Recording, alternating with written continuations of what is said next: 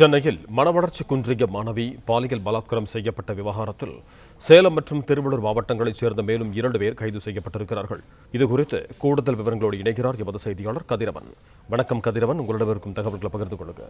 சென்னையில மனவளர்ச்சி குன்றிய கல்லூரி 3ஆம் ஆண்டு படிக்கக்கூடிய மாணவியை பாலியல் பலாத்காரம் செய்த வழக்குல ஏற்கனவே 2 நபர்கள் கைது செய்யப்பட்ட நிலையில 4 தனிப்படைகள் அமைக்கப்பட்டு அவர்களை தேடும் பணியில ஈடுபட்டார்கள்.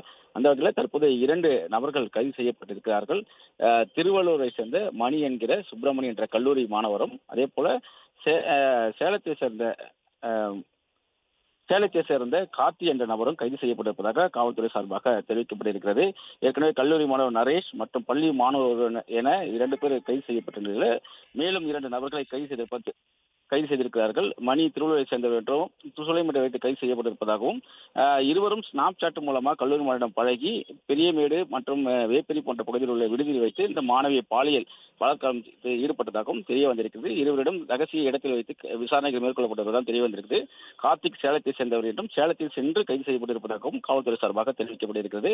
திருவள்ளூரை சேர்ந்த மணி என்கிற சுப்பிரமணி மற்றும் கார்த்தி ஆகிய இருவர் தற்போது கைது செய்யப்பட்டிருக்கிறார்கள்.